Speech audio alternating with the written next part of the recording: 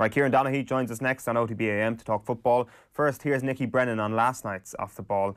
He reckons teams involved in a brawl on a GAA pitch should face severe sanctions.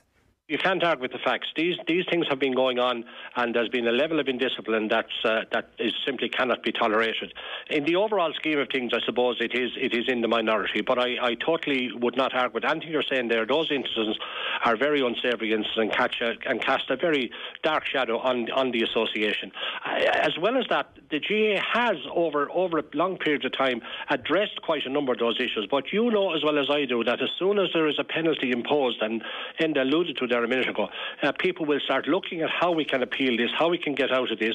They bring ambiguity then and confuse, because it's a different body that's going to hear the appeal from the body that actually issued the penalty in the first place, or the suspension. So we actually have, I believe, a problem in our association in that regard, in that the whole process gets muddied the further it goes along, and people are not prepared to accept responsibility for their actions. I mean, yes, we could try and change the rules, that if something like this happens, that it automatically means that if a team is found to have been guilty of doing something, they're immediately kicked out of that particular competition that they're in. And maybe it's time we did have something like that, and maybe that's the only way that we're going to deal with the matter, particularly as you had on Saturday night, where it is very difficult to actually identify the people who are mainly culpable for what actually started the free-for-all in the first place. Kieran Donaghy, a very good morning to you. Morning, Owen. How are you? Very well. Nicky Brennan there with some strong stuff, suggesting that perhaps teams should be thrown out if these sort of things are seen again. What's your view on all of that in terms of the brawl on Saturday night and the lack of punishment now that is going to be handed down as a result of inconclusive video evidence? Yeah, it's a hard one. It's a hard one to control. Really, it's two teams going down a tunnel. The game is really tight. It's a tough night. It's a dog fight, and you're trying not to take a backward step. And something was said, and two fellas hopped off each other. And next thing, there's a bit of a melee. I don't see how bar the referees, maybe maybe a linesman going into the tunnel first and having a clear view of what's going on and taking names and sending off 5 or 6 fellas after half time. I think Nicky's probably a bit over the top with kicking teams out. Brawls have happened in every sporting code. We saw it with Munster in the rugby last week. There's a bit of a brawl. There's a few punches thrown. You know, it shouldn't be normalised. It's not good, obviously, but it's high-level sport. It's two competitive teams that don't want to take a backward step, and sometimes it's going to spill out into something like this. But maybe getting somebody down the tunnel first mightn't be a bad idea. Yeah, it seemed that this was a very big trend around the winter of 2018, when there was every second week you'd have a video from a club match, and we had kind of siphoned it off as this issue that exists in parochial rivalries between games inside a county, rather than these big inter-county games. Like, this is live on television on a Saturday night. It's fairly high profile. Yeah, it is fairly high profile, and you know, I think a lot of it comes out of, you know, players. When they care and when something's very important to them, it can often spill out into something like that. And you know, it is unfortunate, but it's going to be hard to see the day where it never happens in all levels, whether it's high profile games in Croke Park or it's your Division 5 County League final where two teams have trained all year. I think it's the amount of effort as well the teams are putting into training these days that it becomes that much more important to them to try and fulfill what the potential and how hard they've trained all year to win something, and it becomes a win at all costs mentality. And as long as that mentality is there, you're going to have it spill over at stages. How can they control it? I would say anybody that throws a punch, and as soon as an argument breaks out, that umpires and linesmen get around it and start taking names, and if it becomes clear that if you're in a melee and you're throwing punches, you're going to be sent off and you're going to get a lengthy ban for it. So, you know, that's you know, if it's a final at the end of the year for a club guy, he misses the next, you know, 6 games or whatever the following season. And I know Nicky says people will contest that, But, maybe referees' reports after a melee like that will have to be very thorough and detailed, and they'll have to come together as a kind of an officiating team and be ready to take names and take notes of what's going on in the melee, and hopefully as it breaks up that they have a fair idea of who the main culprits were, because you're always going to have a few fellas trying to break it up and pull guys out of it. And you're going to have a few fellas that are around sledging, and it's about trying to manage that and officiate it right. And maybe the added responsibility that sideline officials can have as a result of the rule passed at Congress last weekend might be able to help with that as well. It is another rule passed at Congress we want to chat about firstly today, Kieran, because this back pass rule is something that I think it's fair to say slipped between the cracks. There was 2 minutes of debate put into this rule. We can get into whether or not this is the correct process of getting the rule in, but let's perhaps start with the rule itself. Are you in favour of it? I'm in favour of it. I am, because I think it's often used. I wouldn't say the keeper tips it out to a full back and takes it off his shoulder and bursts out into the middle of the field. So I've often seen it used late on in games where you tip it out to a corner back and you get it back and you're taking 3 or 4 solos and you're trying to draw teams on, and it's a bit of a time wasting kind of exercise, and it's a game management, I would say, use of possession.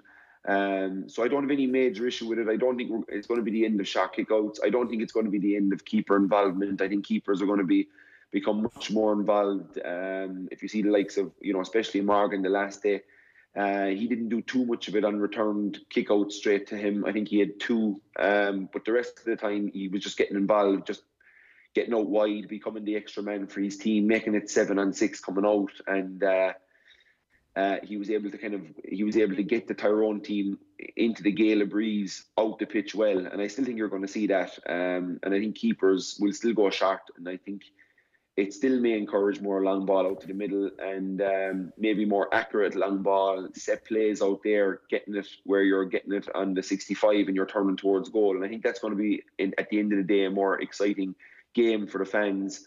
And you're going to have probably a few more 50-50 balls out around the middle between guys going up trying to fetch it, which is, one of the greatest skills in GAA and something that we all want to see more of, and something that is, since they brought the mark in, we're getting a bit more of it. And it is an exciting factor of the game. So I don't necessarily have a major issue with the rule.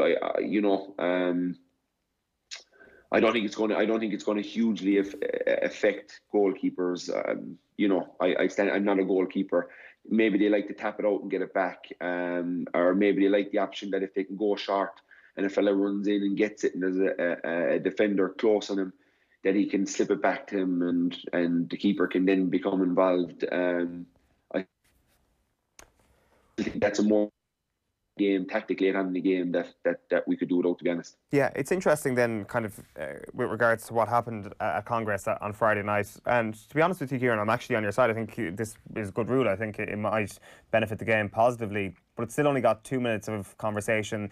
It's still coming on the back of a league where we're seeing a new set of rules come in for the second time, that it had to go through a process of being trialled out in the league last year, was dumped for the championship, and now is brought back in for the full year this year. It's unusual to have different rules being plucked from different sources and then being thrown into the game automatically for the championship. And then on top of that, you had the whole hurling black card situation on Friday, which had such exercise debate on both sides of the fence of this. It was played out well in the media, lots of pundits coming out to defend the game of hurling. The football conversations quite often just kind of get left there, and they don't often have a very strong voice for or against the game, as they do, say, with the UNESCO status of hurling that was brought up so much on Friday night. Yeah, I think that was a major one. I think hurling is a warrior game, and even if you look at a game of hurling, and I heard Tommy Walsh last week on OTB AM saying, that the refs need to stop blowing the whistle as much, but you very little play acting in hurling. It is a kind of a more physical game. They get away with more. They're able to do a bit more pulling and dragging when they're tackling. They're able to get more pressure on. There's a bit more that G's up the crowd a bit more, and I can see why they came out so strongly against it. Why did they come out so strongly against it? Because I think you see in the GAA, the black card doesn't work. We've talked about it long enough, whether it's the sin bin that they have now or whether it was the format they had a bit last year. It simply doesn't work. You still have managers with 5 minutes to go, when teams are trying to get back into the game, you still have managers telling fellas to take black cards. And as long as that is in, it defeats the purpose of the rule, because you're still encouraging cynical play with 5 minutes to go or 7 minutes to go, and you have a 4 or 5 point lead.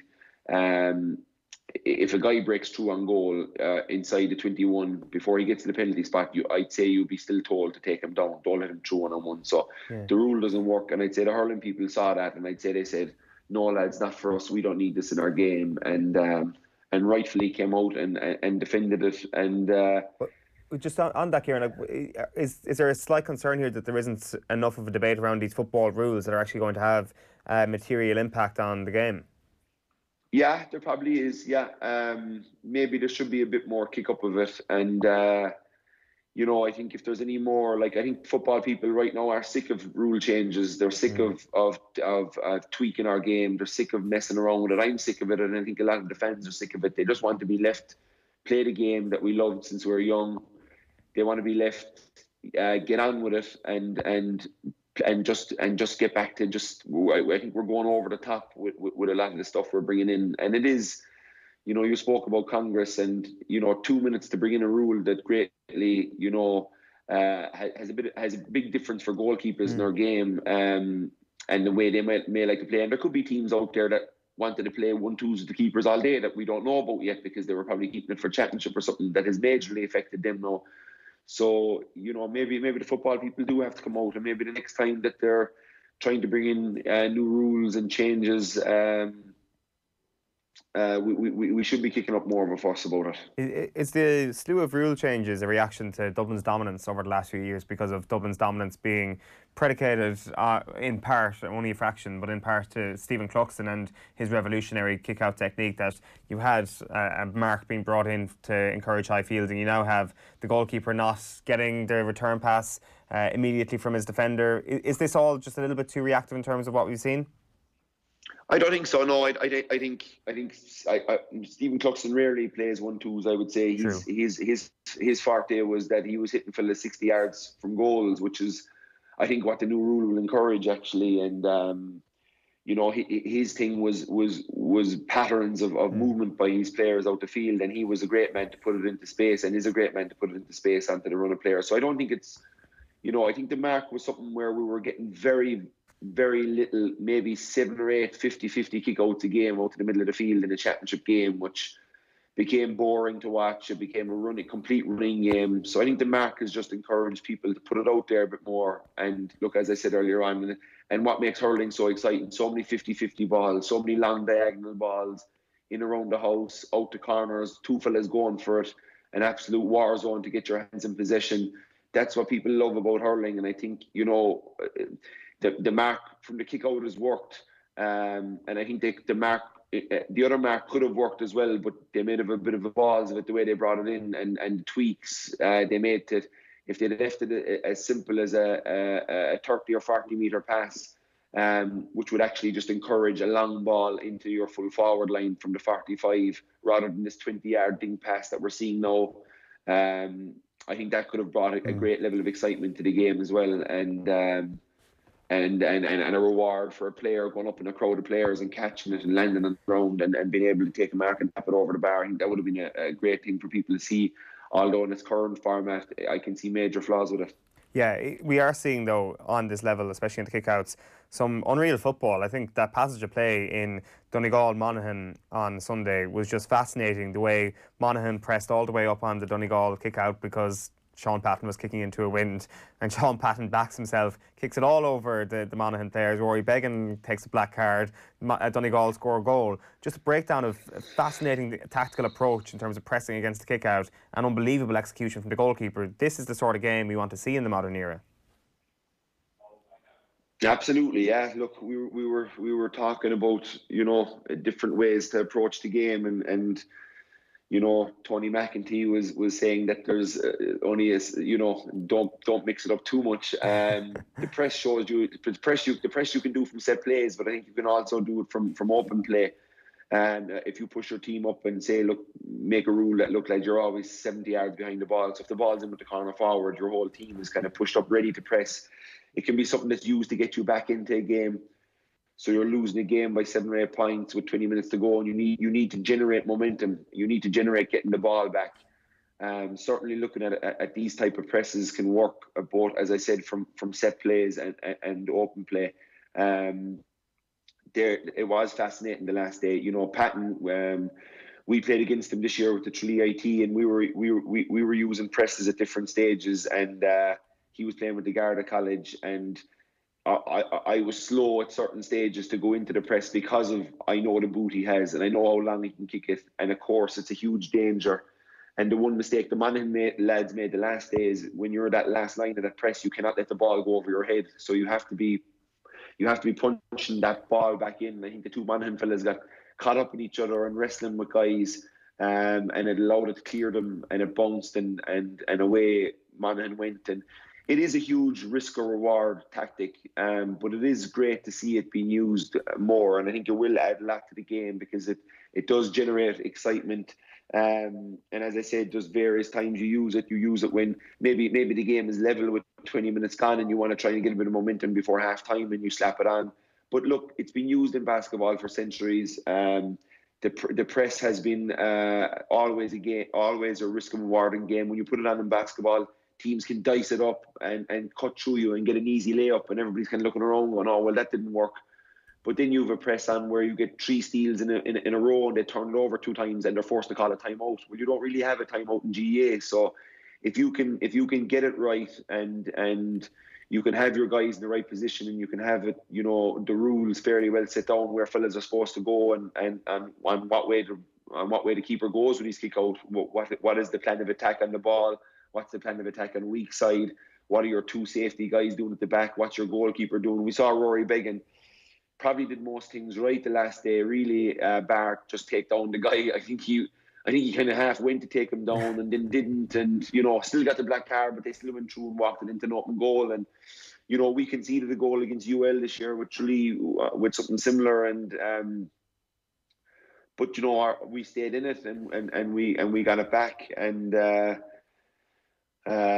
we ended up getting a draw out of the game when we needed to come back. So it is something that can be used, and of course it's something that is it is fascinating to look at. But yeah, look, we have great talents in goals, and goalkeeper now you can nearly say is the most important position on the field. And even I couldn't get to the Kerry game the last day because I had a basketball game that night.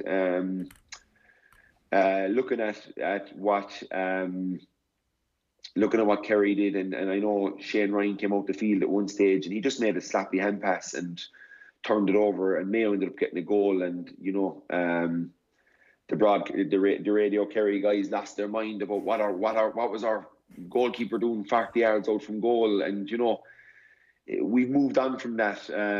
It was a fantastic finish from the Mayo player. Let's not forget. Yeah, 100%, a great goal. And Shane Ryan is an absolutely unbelievable full forward. He is a class footballer. He can dummy solo the ball with 2 legs. He's got great awareness. He's a fantastic kicker. Kerry should look to maybe even use him more in this role. And if you see a player like Niall Morgan who plays in goals or plays midfield for his club, Eden Dark at stages, Kerry may look at doing something like that with Shane Ryan and getting him more involved in the play. And there's obviously safety features. If he comes out one of the cornerbacks on the opposite side is to slip into goals, and if you turn it over, there shouldn't be a major case of panic. All you want to do is not give away. Turnovers happen all the time in the game. What you don't want to happen is what happened to Kerry the last day, is that they get a goal out of it. I think anything else is okay. It's general play. It's going to happen. But if you have a spare man in goals and you can make it 7-on-6 coming out of defence, and you can get your guys to hug the touchline and create space for maybe mobile midfielders and your fullback and your centre back and your goalie, and make that a 5-on-4, and keep your Gavin White and your speedsters on the wings, and if anybody cheats in, that Shane Ryan can hit it over the top to them and away they go. I think it's something that Kerry should look to exploit. Shane Ryan is a fantastic footballer, and he's a very good goalkeeper. And I think we should try and in Kerry and use those two together and try and use it as much to our advantage as we can. The fact that he's a completely gifted outfield player. Just very quickly then, Kieran, how concerned are you for Mayo? Look, Mayo do this every year. Not last year. Not last year. I think Mayo will be okay. I think Mayo will be thereabouts. Kieran O'Connor is a massive guy that need to get back. I've said it before. Especially with the mark now. I look at Aidan O'Shea more at full forward. I think he can re-galvanise the Mayo GAA and the public, being a full forward and leading the line from there and kicking scores and inspiring his teammates. I think they have enough guys around the middle when Shamie O'Shea comes back and they'll have Tom Parsons out there. Diarmuid O'Connor can play in the middle of the field. And I'd be looking at Killian and Aidan O'Shea inside. And of course, you don't just leave them inside. But I think there's certain times in the game where you might look to go more direct with the mark. You might look to go with a like if a high ball goes in the top of Aidan O'Shea, there's going to be panic and pandemonium. And there was one put in last day in the first half into him, and Kerry were lucky that Paul Murphy was back as a sweeper, because everybody else looked like 6s and 7s underneath that high ball. And if you've a goal poacher like Killian O'Connor playing off him, that can be something that can just change. Like, look, we know Aidan O'Shea can play around the middle of the field and get on a load of ball and tackle and kind of dictate the mood of the game and be under kickouts. But I think there might be something, but I wouldn't overly rule them out by any stretch of the imagination. And they're going to have a big battle in Connacht. They're going to go in as massive underdogs this year if they come up against Galway. So it's I wouldn't rule it. I wouldn't rule out. They always try and find a way to come good, and you might find it last year, but there's been 7 or 8 years before that where they're always there or thereabouts. True, yeah, that underdog tag for the Galway game is exactly what they want as well. Listen, Kieran Donaghy, thanks a million for taking the call. Sound on, I'll talk to you.